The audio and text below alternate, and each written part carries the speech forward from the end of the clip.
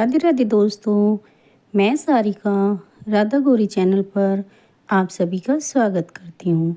आज मैं आप सभी के लिए गणगौर व्रत कथा लेकर आई हूँ, तो चलिए सुनते हैं। की बात है, भगवान शिव और माता पार्वती पृथ्वी पर भ्रमण करने के लिए निकले। शिव जी ने पार्वती से पूछा, आप 12 महीनों के रास्ते से चलोगी या 6 महीने के रास्ते से? तब पार्वती जी ने शिव जी से कहा कि 12 महीनों के रास्ते से। तब शिव जी ने माँ पार्वती से कहा, आप सांसारिक दुखों को देखकर कोई भी हट नहीं करेंगी। पार्वती जी मान गई। अब शिव जी पार्वती जी को लेकर चलते हैं तो उन्होंने देखा कि रास्ते में एक घोड़ी कराह रही थी। उसका बच्चा होने वाला था और वो दर्द में थी। उसकी पीड़ा देखकर पार्वती जी ने पूछा कि ये घोड़ी क्यों कराह रही है? तो शिव जी बोले, ये माँ बनने वाली है। ये देख माँ पार्वती बोली, क्या माँ बनने में इतना कष्ट है? फिर तो आप मेरे गांठ लगा दो। शिव जी कहते हैं, अभी आगे चलो। तभी रास्ते में एक राजा का राज्य आता है। वहाँ दूर दूर तक शांति और उदासी फैली होती है। वहाँ उदासी देखकर पार्वती पूछती है, यहाँ इतनी उदासी क्यों है?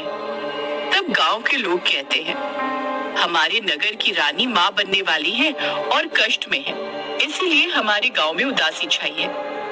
ये देख माँ पार्वती फिर शिव जी से कहती हैं कि माँ बनने में इतना कष्ट है, फिर तो आप मेरे गांठ लगा दो। परंतु शिव जी ये कहकर आगे बढ़ जाते हैं कि एक बार गांठ लग गई तो दोबारा नहीं खुल सकती। अब जब वो आगे बढ़ जाते हैं तो देखते हैं कि रास्ते में एक गाय कष्ट आ रही थी। उसकी पीड़ा देखकर पार्वती जी फिर बोली, माँ बनने में इतना कष्ट है तो आप मेरे तो गांठ ही लगा दो। पार्वती जी के बार बार हट करने पर आखिरकार शिव जी ने उनकी गांठ लगा दी। अब वो आगे बढ़े तो अगले गांव में पहुंचते हैं। उस रोज गणगौर का व्रत था। बगीचे में गांव की औरतें गणगौर का पूजन कर रही होती है। वो पार्वती जी को देखकर वहां आ जाती है और पार्वती जी की पूजा करने लगती है।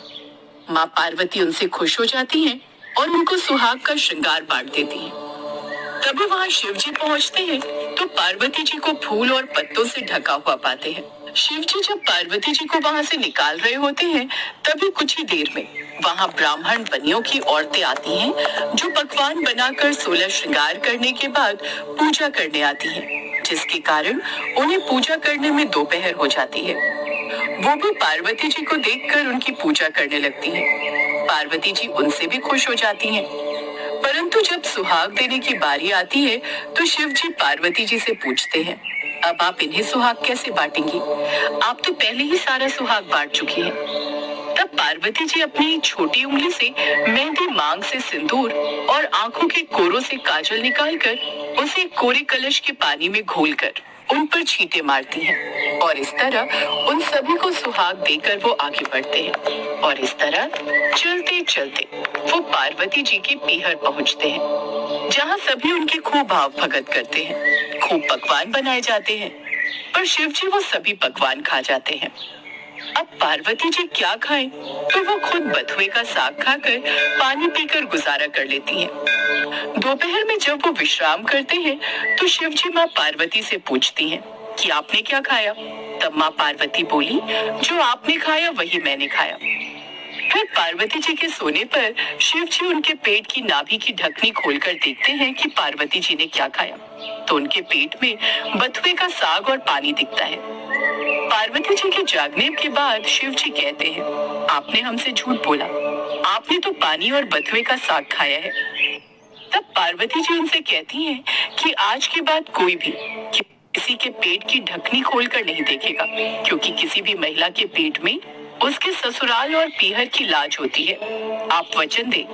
इसके बाद शिव जी उन्हें वचन देते हैं। इसके बाद वो सब वापस कैलाश की ओर आने लगते हैं तो रास्ते में वही गाय उन्हें अपने बछड़े के साथ दिखाई पड़ती है, जो कि बड़ी खुश होती है। ये देख पार्वती शिव जी से अपने पेट की गांठ खोलने के लिए कहती हैं तो शिव जी कहते हैं, मैंने आपको पहले ही कहा था कि गांठ मत लगवाओ, लेकिन आपने तो जिद पकड़ ली थी। अब वो आगे बढ़ते हैं तो राजा के गांव में लोग खूब खुशियां मना रहे होते हैं, हंस गा रहे होते हैं। पार्वती लोगों से पूछती हैं कि यहाँ क्या हुआ। तब नगर के लोगों ने बताया कि नगर की रानी के यहाँ बेटा होने की खुशी है, वो कुछ और आगे चलते हैं तो उन्हें घोड़ी भी अपने बच्चे के साथ बड़ी खुश दिखाई दी। अब पार्वती जी ने फिर शिव जी से कहा, आप मेरी गांठ खोल दो। तब शिव जी ने कहा, मैंने तो आपको पहले ही कहा था, आप गांठ मत लगवाओ। यहाँ पृथ्वी लोक पर हर चीज आपका ध्यान भंग करेगी, आपको हर चीज लुभाएगी। पार्वती जी के बार बार कहने पर शिव जी मान गए और अब दोनों खुशी खुशी कैलाश लौट गए। गणगौर व्रत विधि। गणगौर व्रत के दिन सुबह जल्दी उठकर स्नान करें और साफ कपड़े पहने। इसके बाद भगवान शिव और माता पार्वती का ध्यान कर व्रत का संकल्प लें। फिर पूजा घर को गंगा जल से शुद्ध करें और वहां लाल कपड़ा बिछाकर शिव पार्वती की प्रतिमा की पूजा करें। फिर देवी गौरी को श्रृंगार की चीजें अर्पण करें। फिर भगवान की प्रतिमा के सामने चंदन, अक्षत, रोली, दूर्वा चढ़ाएं और साथ ही दीपक जलाकर चूरमा का भोग लगाएं।